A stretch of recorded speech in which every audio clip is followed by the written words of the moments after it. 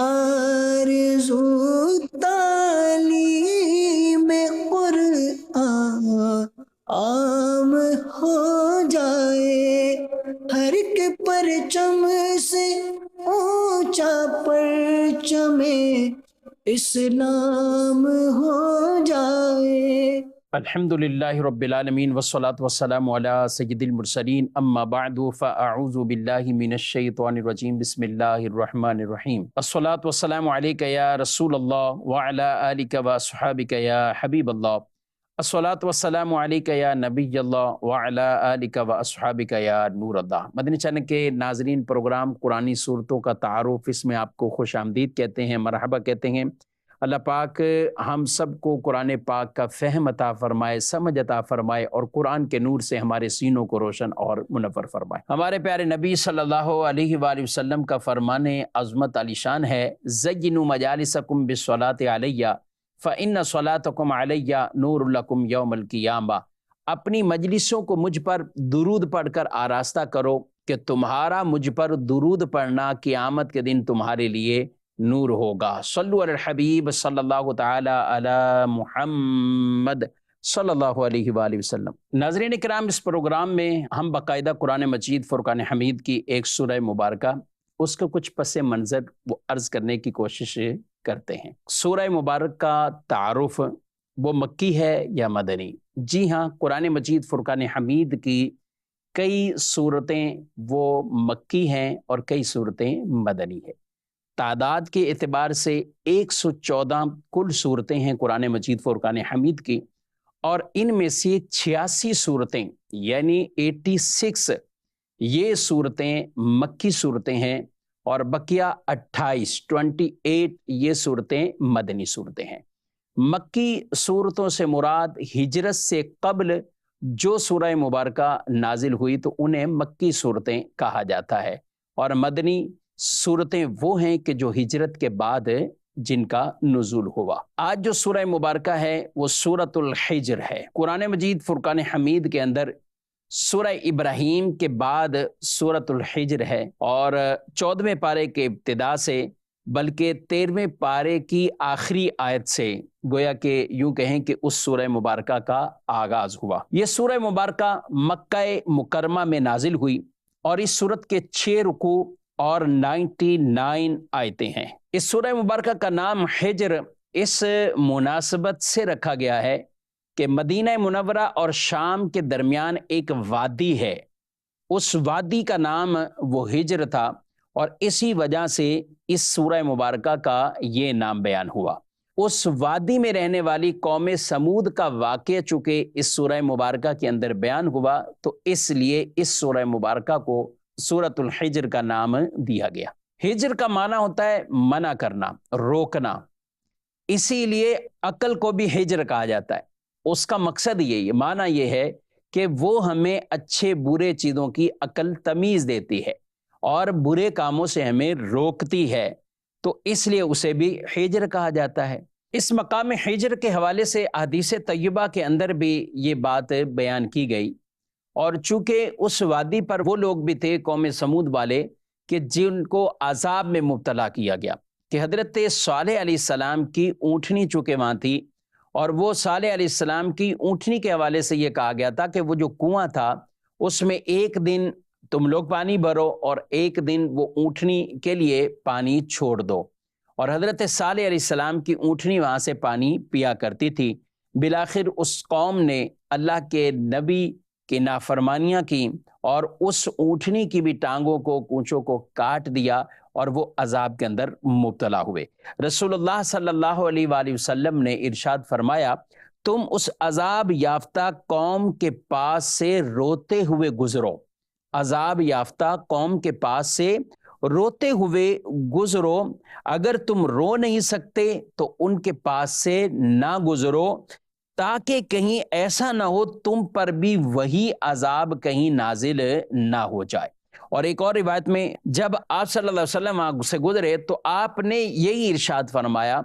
کہ تم جنہوں نے کفر کر کے اپنے اوپر ظلم کیا ہے ان ظلم کرنے والوں کے گھروں میں روتے ہوئے داخل ہونا تاکہ تم پر وہی عذاب نہ نازل ہو جائے جو ان پر نازل ہوا تھا۔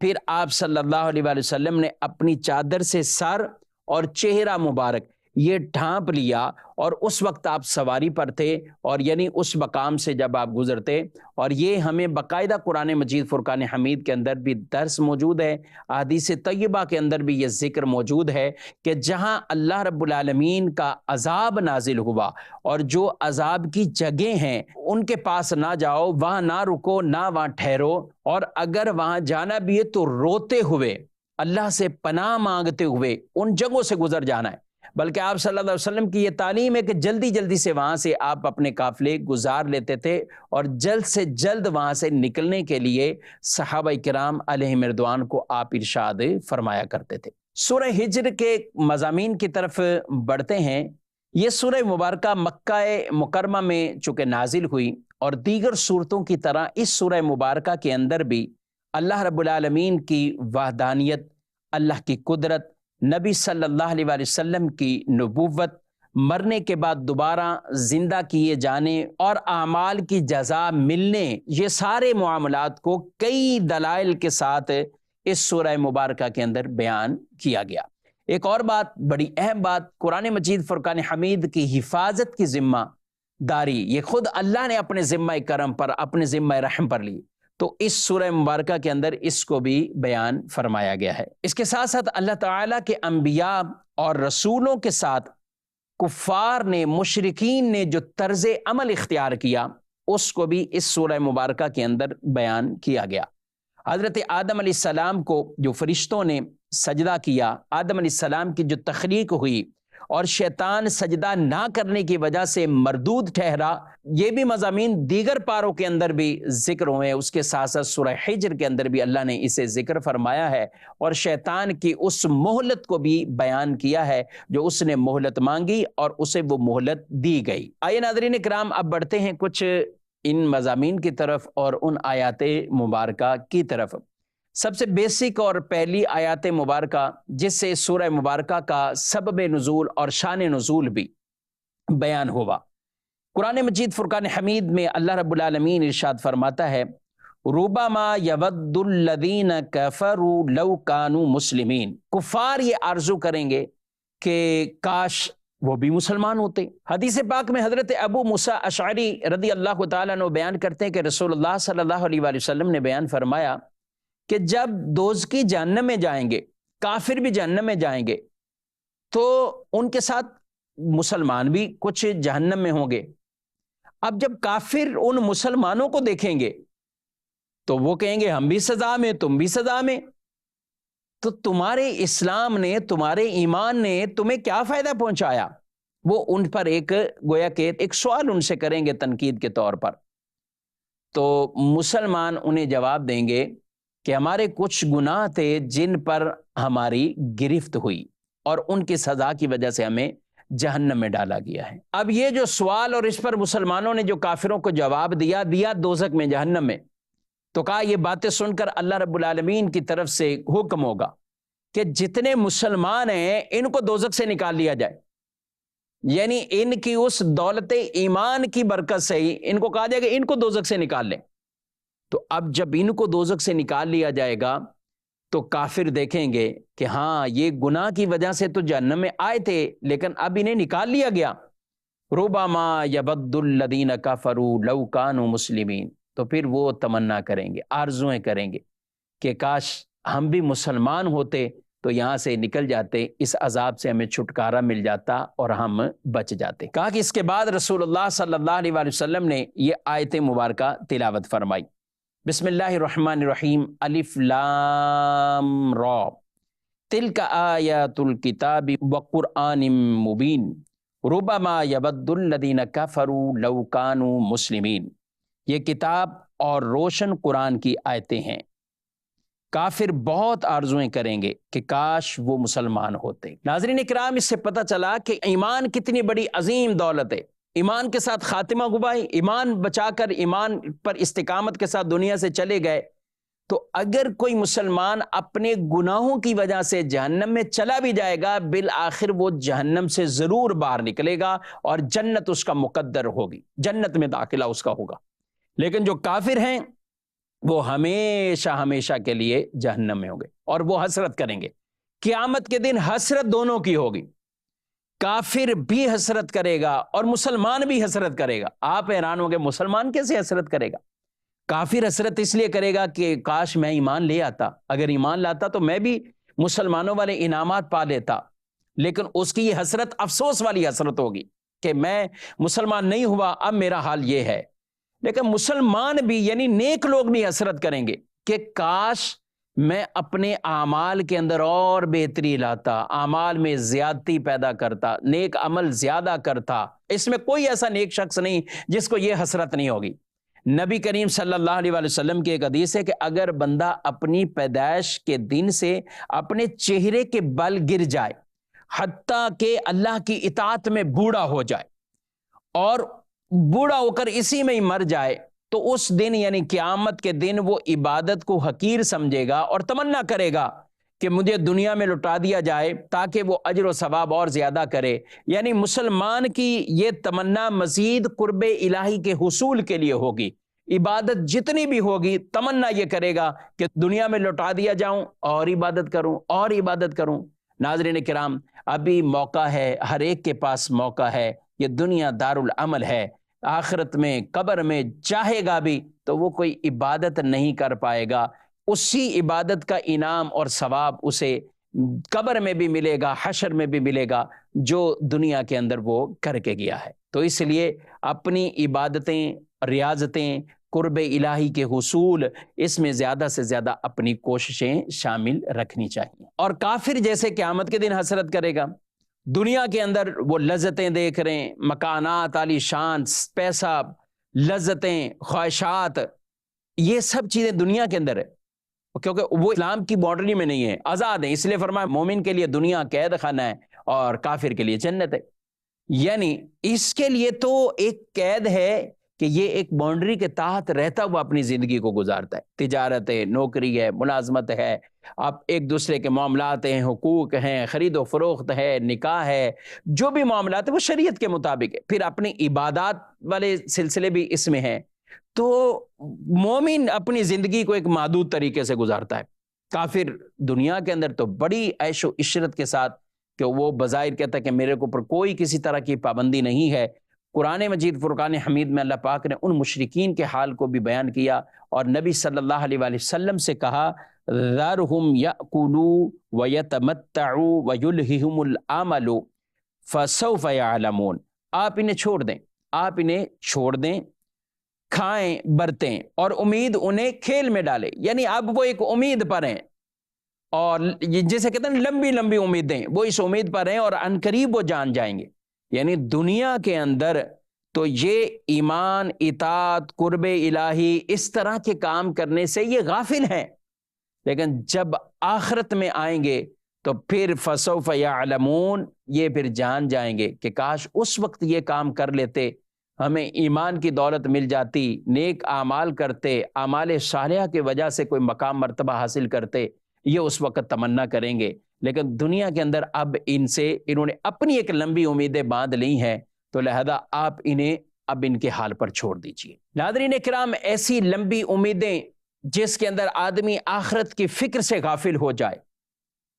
تو یہ مذمت والی ہے، یہ مذمت والی ہے۔ نبی کریم صلی اللہ علیہ وآلہ وسلم نے فرمایا بڑے بوڑھے کا دل بھی دو باتوں میں ہمیشہ جوان رہتا ہے، یعنی بوڑھا ہو گیا ہے لیکن دو باتوں میں اس کا دل بڑا جوان ہے۔ وہ دو باتیں کون سی ہیں؟ دنیا کی محبت اور نمبر دو امیدوں کی درازی میں، یعنی بوڑھا بھی ہے اور وہ پھر بھی اسے ایک لمبی لمبی امیدیں ہوتی ہیں، ایک لمبی لمبی امیدیں۔ دنیا میں مال کی محبت یہ دل سے نکلتی نہیں الا ماشاء اللہ، یعنی عموماً بوڑھے ہو چکے ہیں، وقت وہ ہے کہ بظاہر ان جیسا اب کوئی دنیا میں ہے ہی نہیں، یعنی اپنے ارد گرد وہ دیکھیں اپنے رشتہ داروں کو، دوستوں کو، تو کئی دنیا چھوڑ کر چلے گئے، لیکن کیا ہے امیدیں لمبی کہ جو آدمی یہی سوچ لیتا ہے کسی کی موت کی خبر آنے کے بعد کہ اس کا ایکسیڈنٹ ہوا ہے، میرا تو نہیں ہوا، میرا تو نہیں ہوگا، وہ بیمار ہے، میرے ساتھ تو ایسا معاملہ نہیں ہے۔ حالانکہ بعض اوقات بیماریاں ایک جیسی ہیں، بیماریاں ایک جیسی ہے، وہ بلڈ پریشر کا مریض ہے، شوٹ ہوا اور یہ معاملہ ہو گیا، یہ بھی بلڈ پریشر کا مریض ہے، وہ شوگر کا مریض ہے، یہ بھی شوگر کا مریض ہے، لیکن پھر بھی چونکہ ایک لمبی امیدوں پر ایک بنیاد رکھی ہوئی ہے اور لمبی لمبی امیدیں ہیں اور دنیا کی وہ محبت ایسی دل کے اندر چھائی ہوئی ہے، فرمایا بوڑھے کے دل سے بھی یہ دو باتیں جوانی والی ہوتی ہیں، یعنی دنیا کی محبت بھی نہیں نکلتی اور لمبی امیدیں بھی نہیں ختم ہوتی۔ رسول اللہ صلی اللہ علیہ وسلم نے فرمایا مجھے اپنی امت پر دو باتوں کا زیادہ خوف ہے، دو باتوں کا خوف ہے، ایک ہے خواہشات کی پیروی کرنا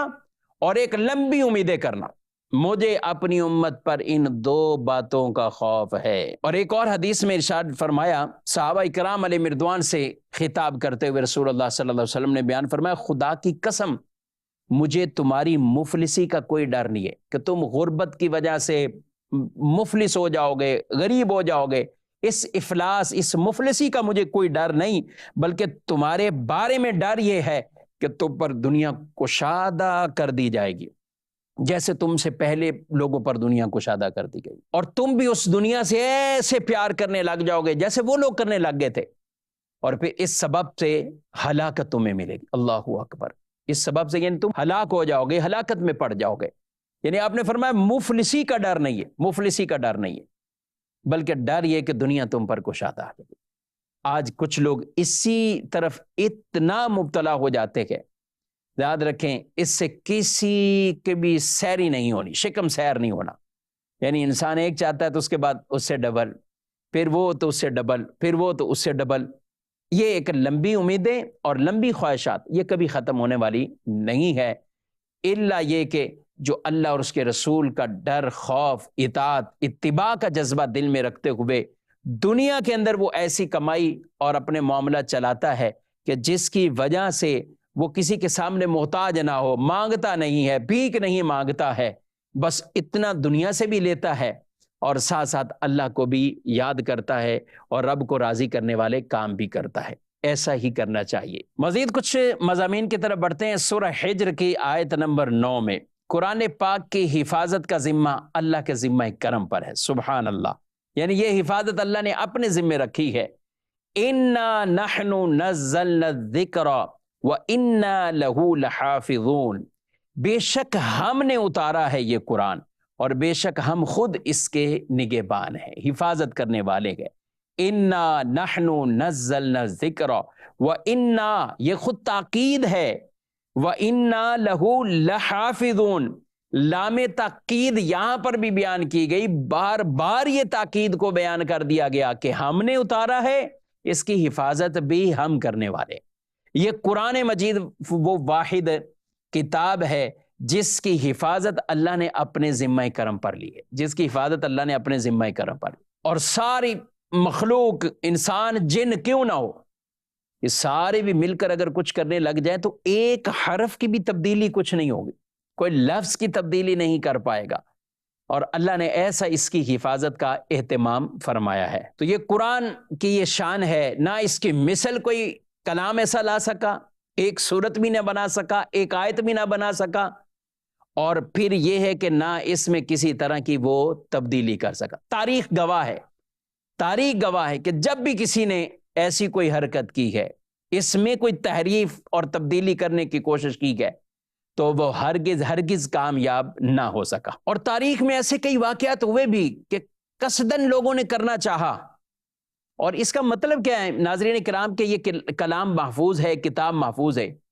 مطلب یہ کہ اگر کوئی چھاپ کر بھی آ جائے، برعکس چھاپ لے، 21واں پارہ پہلے لگا دے، 9واں پارہ بعد میں لگا دے، یہ پارہ ادھر لگا دے، 8واں پارہ بعد میں لگا دے، تو اس کو امت قبول ہی نہیں کرے گی۔ مراد اس کے یہ نہیں کہ کوئی یہ حرکت کر کے آئے اور کہے کہ یہ دیکھو میں نے تبدیلی کر دی، تو یہ تبدیلی نہیں ہے، یہ تحریف نہیں ہے، یعنی یہ امت اس کو قبول ہی نہیں کرے گی، کیونکہ مسلمانوں کے بچوں کے دلوں میں اللہ نے قرآن پاک ڈال دیا، الحمدللہ حافظ قرآن ہے اس امت کے اندر، اور یہ خاصہ ہے اس امت مصطفیٰ صلی اللہ علیہ وآلہ وسلم کا۔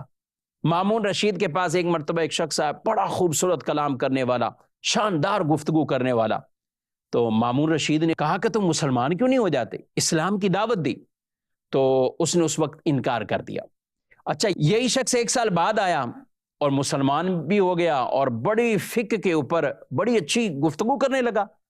مامون رشید نے کہا کہ یہ تمہارا کیا معاملہ ہے، تم پہلے آئے تھے تو انکار کر دیا، اب ایسے؟ اس نے کہا کہ میں نے اصل میں سارے مذاہب کو کچھ جانچنا چاہا، تو میں نے تورات کو لیا اور اس تورات کے میں نے 3 نسخے لکھے اور ان کے اندر کمی بیشی کر دی، کچھ آگے کچھ پیچھے کچھ نکال دیا، اور یہ میں ان کی عبادت گاہوں میں لے کے گیا کہ بھئی میں نے نسخے تیار کیے، تو کوئی خریدار، تو انہوں نے مجھ سے خرید لیے۔ اس زمانے میں لوگ باقاعدہ لکھ لکھ کر ہی اسی طرح فروغ کرتے تھے، تو انہوں نے مجھ سے خرید لیے۔ کہا میں نے انجیل کو تیار کیا اور اسی طرح اس میں تحریف کر دی، آگے پیچھے کر کے میں ان کے یہاں گیا تو انہوں نے بھی مجھ سے خرید لیے۔ پھر میں نے یہی شرارت میں نے کلام پاک قرآن مجید کے حوالے سے بھی کی کہ میں نے تحریف کر کے ان کو لکھا اور میں مسلمانوں کے بازار میں چلا گیا اور میں نے ان کے سامنے یہ نسخے رکھے، تو عام مسلمان بھی میری اس غلطیوں پر مطلع ہو گئے، ان کو پتہ چل گیا کہ اس کے اندر کیا حرکت کی گئی ہے، تحریف اور تبدیلی کی گئی ہے، انہوں نے خریدنے سے انکار کر دیا۔ تو میں سمجھ گیا جو کتاب جس کی حفاظت کی گئی ہے اور اللہ نے اس کی حفاظت فرمائی ہے وہ دین بھی سچا ہے، اسلام بھی سچا ہے، اس لیے میں نے دین اسلام کو قبول کر لیا ہے، تو مراد یہ ہے کہ اگر کوئی معاذ اللہ قرآن پاک کے اندر تبدیلی لائے گا، مسلمان اسے قبول نہیں کریں گے۔ آپ دیکھیے اللہ نے کیسی اس کی حفاظت کا یہ ذریعہ بنا دیا، بچہ اپنے سینے میں پورا قرآن، ایک زبر زیر آگے پیچھے نہیں ہونے دیتے۔ تراویوں میں اس کا عام مشاہدہ ہوتا ہے، لوگ بھی دیکھتے ہیں، سنتے ہیں،